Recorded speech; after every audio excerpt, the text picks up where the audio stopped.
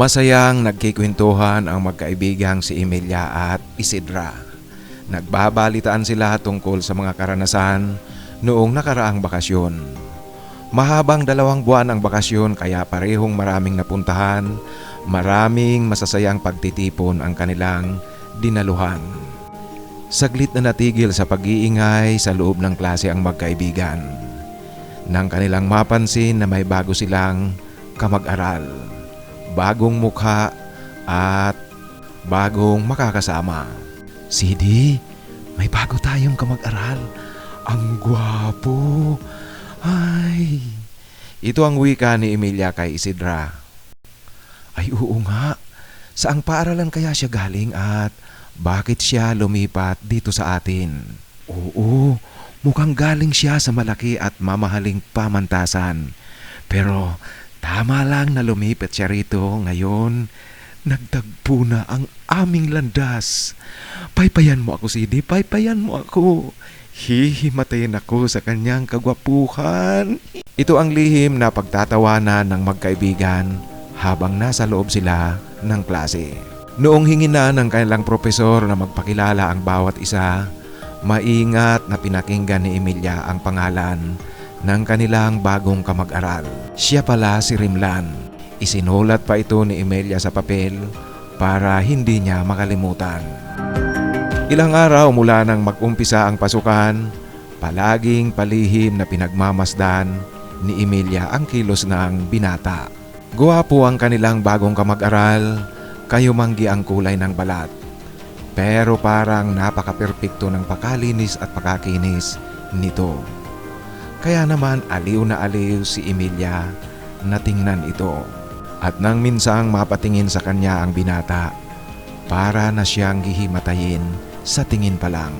Kakaiba kasi ang mga mata nito, parang nangungusap at umaawit ng awiting pag-ibig. Ay, ayan na ang classmate nating love na love ko. Ay, CD, paypayan mo muli ako. Ito ang nagbibirong wika ni Emilia sa kanyang kaibigan nang matanaw nila si Rimlan na pabarating na. Grabe ka naman kung makapagpantasya. Ano pala, nakausap mo na siya? Ito ang tanong ni Isidra. Hindi pa nga. Nakakainis. Hindi ngumingiti. Alam mo, halos nga tumambling na ako sa kanyang harapan at kusang madulas para kahit papaano mapansin niya. Pero lahat, waipik. Nakakainis talaga yung love na love ko na yan. At alam mo ba, liban pa dyan, sinubukan ko na rin siyang kausapin.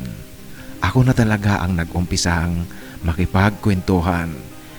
Pero di nakakainis talaga. Kasi isang tanong, isang sagot. At ang sagot niya, isang salita lang. Nakakainis. Iyan ang pagkikwento ni Emilia sa kanyang kaibigan. Nako friend, grabe talaga ang tama mo dyan kay Rimlan. Sa bagay kung alam mo hindi ka lang naunang nagpahayag at gumawa ng hakbang, malamang akin yan. Iyan ang pagbibiruan ng magkaibigan. Palagi nilang pinag-uusapan ang kanilang bagong kamag-aral na si Rimlan. Lingid kay Isidra, meron na talagang plano itong si Emilia na sundan si Rimlan sa uwian para alamin kung saan ito nakatira. Kung ano kasing kakaibang pagkahumaling na nararamdaman ni Emilia kay Rimlan, maging siya hindi niya rin maintindihan kung bakit ganoon na lang ang kanyang nararamdaman sa binata. Isang araw hindi pumasok si Isidra, kaya ginawa ni Emilia ang kanyang planong sundan si Rimlan pagdating ng oras ng uwian. Tamang-tama ang pagkakataong ito. Wala si Isidra, walang sasaway sa kanya. Sigurado kasi si Emilia na kung naroon ang kanyang kaibigan, hindi siya papayagang gawin ang kanyang pinaplanong pagsunod kay Rimlan. At habang naglalakad papalabas ng campus si Emilia, tamang-tama naman na nakita niyang papalabas rin si Rimlan. Mataas pa naman ang araw kaya tinundan ito ni Emilia sa paglalakad pauwi. Ang paaralang kanilang pinapasukan ay nasa labas na ng sentro ng lungsod. Paisa-isa na lang ang bahay na mga kalapit dito. Maraming bakanting lupain sa paligid at maraming bakanting lupain na dadaanan. Marami namang mga estudyante ring nakatira sa mga cottages na pinapaupahan na malapit sa campus. Dahil nga sa merong maraming naglalakad, hindi gaanong halata na sinusundan ni Emilia si Rimlan. Subalit habang papalayo sa campus, paisa-isang nagbabawas ang mga naglalakad na mga mag-aaral. Paisa-isa itong lumiliko patungo sa kanilang tinutuluyan. Hanggang sa tanging si Rimlan na lang ang nakikita ni Emilia na naglalakad. Lumiko si Rimlan sa isang daanan lang ng tao. Papasok sa ilalim ng mga nyug at punong kahoy. Matyaga itong sinusundan ni Emilia. Ni hindi man lang lumilingon si Rimlan, kaya tuloy-tuloy lang ang pagsunod ni Emilia. Maingat na maingat at tahimik. At kung sakaling lumingon si Rimlan, makita siya, alam na ni Emilia ang kanyang sasabihing dahilan. Sasabihin niya na mayroon siyang pupuntang kaibigan sa parehong direksyon. Dahil sa ngayon pa lang si Emilia nakapasok sa daanang iyon, hindi niya kabisado ang lugar. Meron palang sapa na dadaanan noong malayo na ito sa highway. Kitang-kita niyang tumatawid si Rimlan sa sapa mula sa kalayuan. Subalit sa isang kisap mata, bigla itong naglaho sa kanyang paningin. Gayong hindi naman niya nakitang lumiko si Rimlan. Nakaramdam si Emilia ng takot. Pero nagpatuloy pa rin siya sa pagsunod kay Rimlan. Hindi niya namamalayan na pabulusok na pala ang kanyang dinadaanan. Nadulas si Emilia nang dumausdos pababa ang kanyang isang paa. Napaupo siya sa lupa at yan ang sigaw ni Emilia nang mapaupo ito sa lupa. Kasunod ng kanyang pagsigaw, biglang umihip ang malakas na hangin.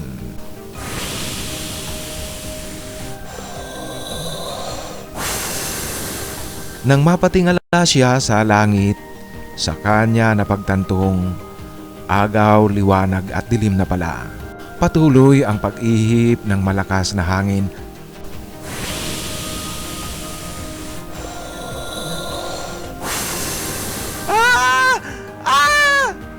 Ito ang kanyang sigaw muli nang biglang tumambad sa kanyang harapan si Rimlan. Kakaiba ang itsura nito. Umiilaw ang mga mata. Bakit mo ko sinusundan? Bakit? Yan ang wika ni Rimlan. Sorry Rimlan. Wala akong planong masama. Sorry. Mahal kita kaya kita sinusundan. Ito na lang ang naging sagot ni Emilia dahil natatakot siya. Natatakot si Emilia kasi ibang-iba ang Rimlan na kanyang kaharap ngayon. Umalis ka na! Alis! Sinong nagsabi sa'yo sundan ako? Sinong nagsabing pumunta ka rito? Kung gusto mo pang makauwi, umalis ka na. Alis! Alis! Ito ang sigaw sa kanya ni Rimlan. Mahal kita, hindi ako natatakot sa'yo. Kahit ano ka pa. Yan muli ang wika ni Emilia sa sobrang takot. Umalis ka na! Umalis ka na! Alis! Alis! Hindi ako aalis kasi natatakot ako, madilim na ang dadaanan ko. Ito ang wika muli ni Emilia kay Rimlan. May pakiramdam kasi si Emilia na hindi siya sasaktan ni Rimlan sa kabila ng ibang-iba ang anyo nito. Hindi pala normal na tao si Rimlan. Ngayon lang ito napagtanto ni Emilia. Hindi siya kumikilos para umalis. Umalis ka na! Iyan muli ang pagsisisigaw ni Rimlan. Kasabay ng sigaw na iyon ni Rimlan, biglang may narinig si Emilia ang kakaibang ingay mula sa kasukalan. Biglang lumabas ang 3 itim na aso, nanlilisik ang mga mata. Singbilis ng kidlat ang kilos ng mga ito, sinunggaban si Emilia. Yan ang sigaw ni Emilia nang sumugod ang 3 malalaking itim na aso. Subalit kasabay ng kanyang pagkagimbal ay naramdaman niyang may biglang puwersang bumuhat sa kanya. Sing lakas at sing bilis ng kidlat. Sa isang kisap mata, nakita ni Emilia na nakatayo na siya sa gilid ng highway. Nasa labas na ng kasukalan. Tulala, hindi siya makapaniwala kung bakit naroon kaagad siya sa gilid ng kalsada gayong hindi naman siya naglakad. Wala pa rin sa sarili si Emilia pero nag-umpisa na siyang maglakad pauwi sa kanila. Ems, saan ka galing? Gabi na. Ems, saan ka ba nagpunta? Ito ang mga tanong ng mga kakilala niyang nadadaanan niya sa gilid ng highway. Pero dahil nga wala sa sarili si Emilia, hindi sila naririnig nito. Makalipas ang ilang sandali, biglang umihip muli ang malakas na hangin.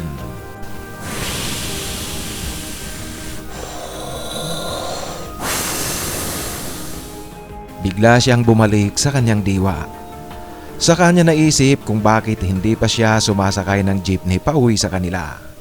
Naghintay na ang dalaga ng sasakyan at nakasakay ito pauwi. Habang nasa loob ng sasakyan, malakas pa rin ang kabang kanyang nararamdaman. Pero meron ring tuwang naiisip siya. Pakiramdam niya kasi at alam niyang iniligtas siya ni Rimlan sa pag-atake ng 3 malalaking itim na aso. Salamat Rimlan sa pagligtas mo sa akin. Pasensya ka na. Alam mo, mahal lang talaga kita kaya ako nagawang sundan ka. Ito ang wika ni Emilia ng mahinang-mahina na pabulong sa kanyang sarili. Noong bumaba na siya sa jeep, naglalakad na, malapit na sa kanilang bahay, parang merong bumulong sa kanyang lumingon. Ginawa ng dalaga ang paglingon. Nagulat siya kasi nakita niyang si Rimlan ang kanyang nasa likuran.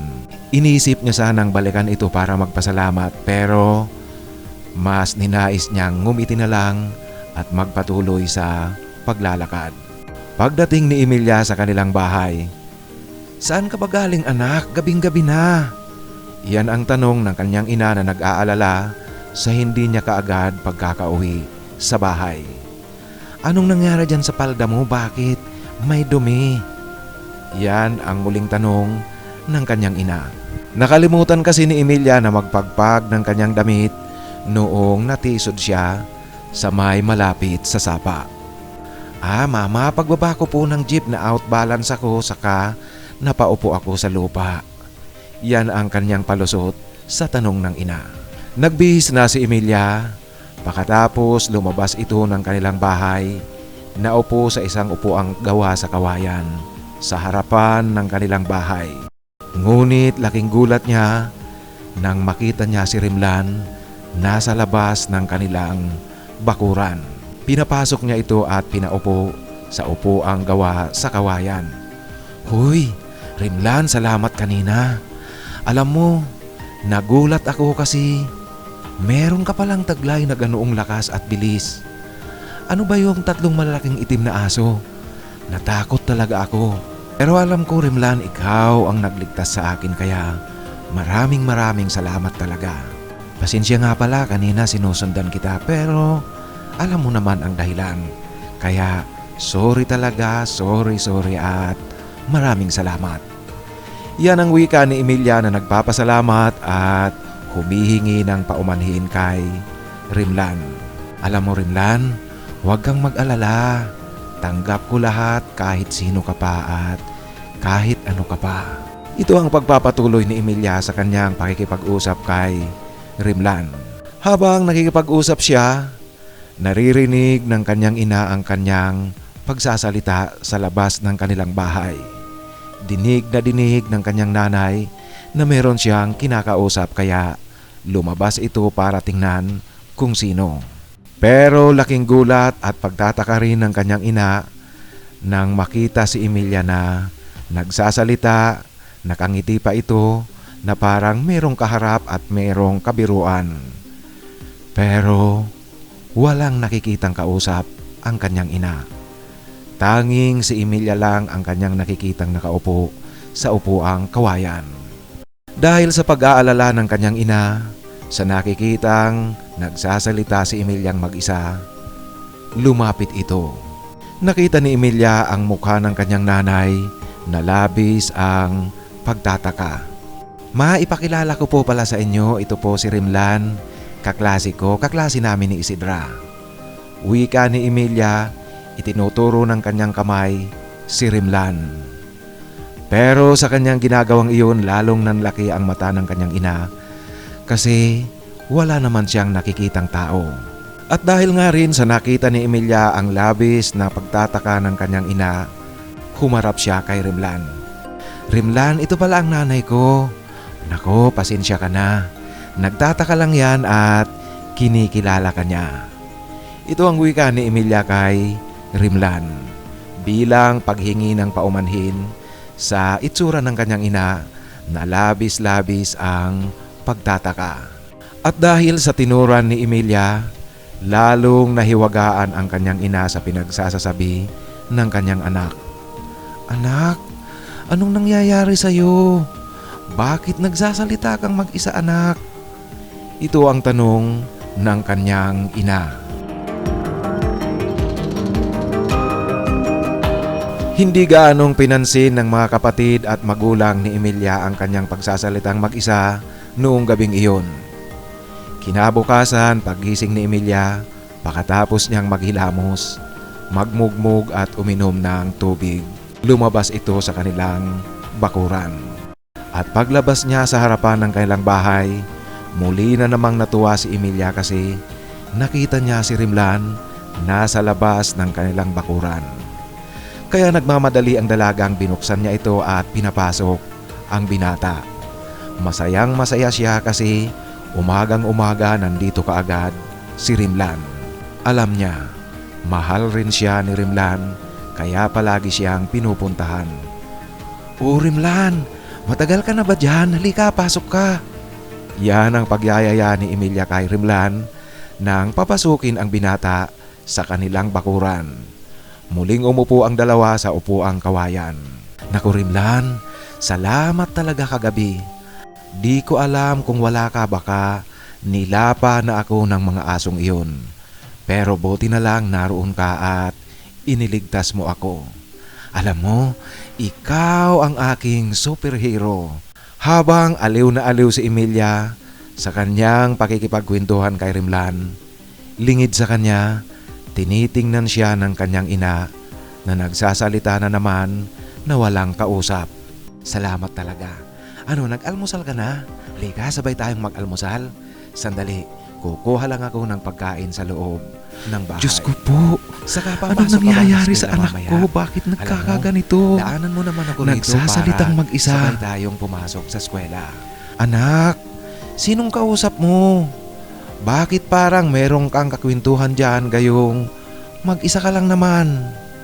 Yan ang tanong ng kanyang ina na nababahala at nagtataka. Mama, narito muli si Rimlan. Ito nakaupo. Hindi mo ba nakikita? Rimlan, yan ang nanay ko. Nako, huwag kang mag-alala kasi nagugulat lang siya kasi ang gwapo ng manliligaw ng anak niya. Kaya ganyan yan. Yan ang wika ni Emilia sa kanyang ina at biro kay Rimlan. Dahil sa kakaibang ikinikilos ni Emilia ilang araw nang nakalipas, lagi itong nagsasalitang mag-isa, merong binabanggit na pangalang Rimlan. Nabuo na sa kanilang isipan na nababaliw ang kanilang anak. Masakit man sa kanilang kalooban bilang magulang at bilang ina, tumawag ang ina ni Emilia ng isang psychiatrist para obserbahan ang kanyang anak. Ito'y lingid sa kaalaman ni Emilia ang ginawa ng kanyang ina. Nang dumating ang psychiatrist, si Emilia mismo ang nagbukas ng gate. Pinatuloy ito sa loob ng kanilang bahay saka tinawag ang kanyang ina. Pagkatapos niyang mapaupo ang kanilang bisita, Pagtingin niya muli sa harapan ng kailang bahay, naroon na naman si Rimlan sa labas. Dali-dali niyang binuksan ang gate, pinatuloy at muling pinaupo sa upuang kawayan sa harapan ng kanilang bahay. Rimlan, nakakainis ka naman. Bakit hindi ka na pumapasok? Nag-drop ka na ba sa subject natin? Pasok ka muli. Bakit ka ba tumigil? Sayang naman, ituloy mo yun. Pasok ka. Alam mo, hapon ikaw ang pinag-uusapan. Yan, nakikita niyo nagsasalita ang anak kong mag-isa. Isidra, akala mo meron siyang kausap pero mag-isa lang naman. Ay, oo nga. Yan rin ang wika ng psychiatrist na namangha sa ikinikilos ni Emilia. Ngayon, kitang-kita mismo ng psychiatrist ang pagsasalita ni Emilia na mag-isa. Kung titingnan, parang meron siyang kausap pero wala naman. Sa araw-araw na ganoong sitwasyon, nagpasya na ang mga magulang ni Emilia na ipasok ito sa mental hospital. Mama, hindi ako baliw. Matino ang pag-iisip ko, Mama. Hindi nyo ba alam? Ayaw nyong maniwala, Mama. Dumadalaw sa akin si Rimlan. Siya ang kinakausap ko.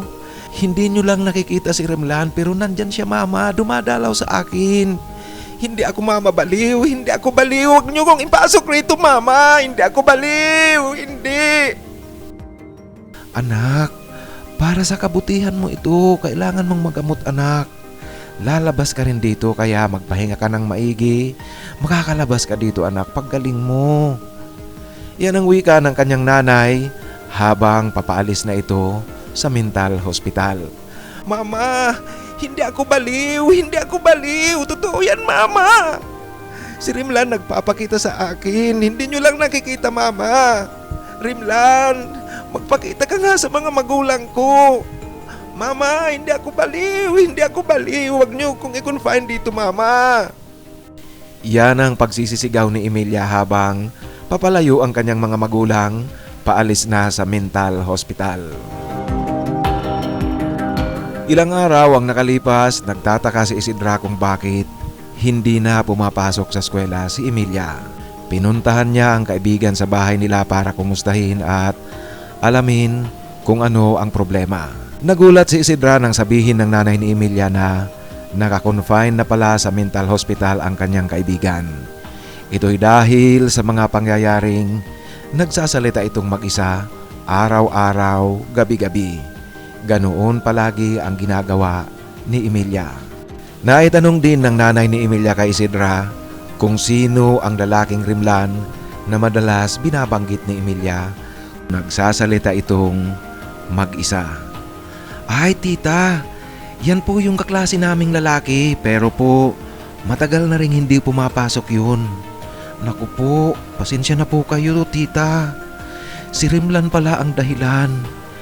Hindi ko po alam na ganoon ang epekto kay Emilia. Alam niyo po, pasensya na po kayo kasi crush na crush talaga ni Emilia itong si Rimlan. Pero po tita, hindi ko naman akalaing ganoon maapektuhan ang kaibigan ko sa hindi pagpasok ni Rimlan. Nakakalungkot naman po tita. Kawawa naman ang kaibigan ko. Yan ang pagkalungkot at pakikisimpatya ni Isidra sa mga magulang ni Emilia. Ang mga magulang ni Emilia ay makabago ang paniniwala. Hindi ito naniniwala sa mga kababalaghang dala ng mga kakaibang elemento ng lupa, gaya ng maligno, engkanto, kapre at duwende. Hindi nila inisip na patingnan sa albularyo ang dalaga kasi hindi nga sila naniniwala sa mga ito. Tanging ang sensya lang ang kanilang pinapaniwalaan. Samantala sa ospital, patuloy na dinadalaw si Emilia ni Rimlan araw-araw. Ang pagdalaw ni Rimlan ay tanging nagpapasaya kay Emilia sa loob ng ospital. Subalit ang pagdalaw ni Rimlan ay lalo lang nagpapatibay sa obserbasyon ng mga doktor na merong problema sa utak si Emilia. Dahil madalas nilang nakikitang nagsasalita ito na parang may kausap pero wala naman silang nakikitang ibang tao. Sa tuwing binibigyan nila ng gamot si Emilia para inumin, itinatapon ito ng dalaga dahil alam niyang hindi niya ito kailangan.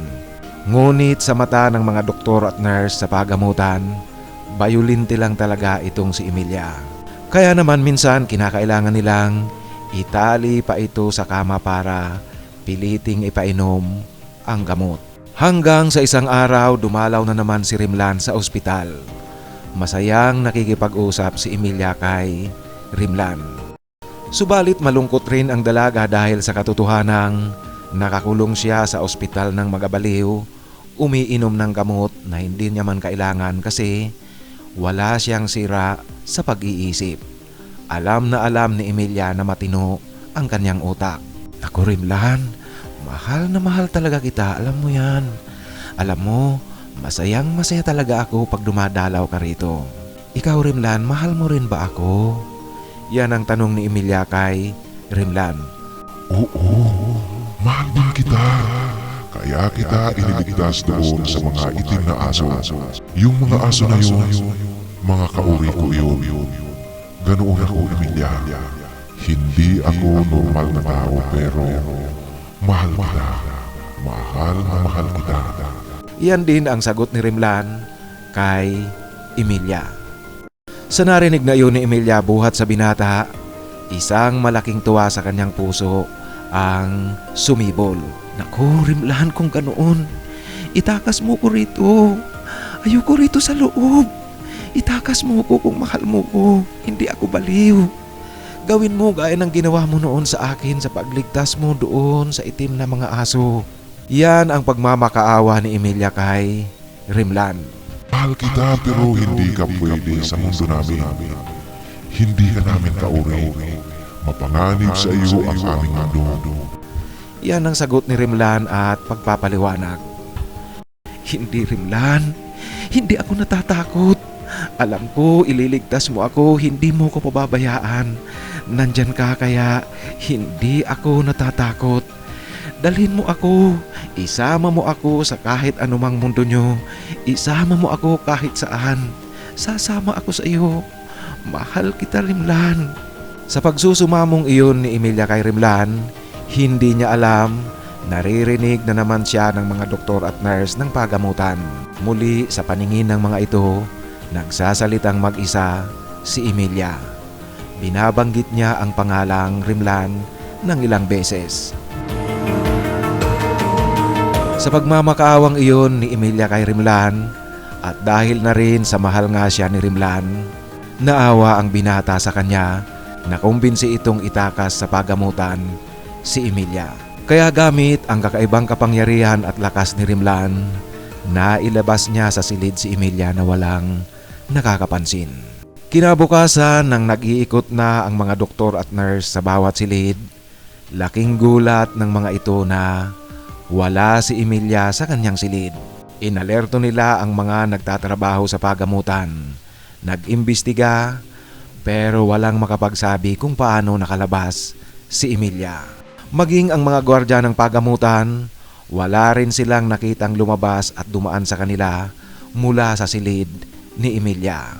Isang malaking katanungan sa pagamutan ang pangyayaring ito. Mula noon ang misteryo ng pagkawala ni Emilia ay isa pa ring malaking palaisipan ng mga tao. Ang inaakala ng pamilya ni Emilia na baka nakatakas lang ito, nagpapalaboy-laboy sa kalsada, makikita rin nila ang anak nila sa darating na mga araw. Subalit ang lahat na kanilang paghihintay ay naging paghihintay lang sa wala. Magpahanggang ngayon ang misteryong iyon ay nananatiling palaisipan, kababalaghan at misteryo sa pagamutan. Ang misteryo ng pagkawala ni Emilia sa hindi maipaliwanag na pangyayari.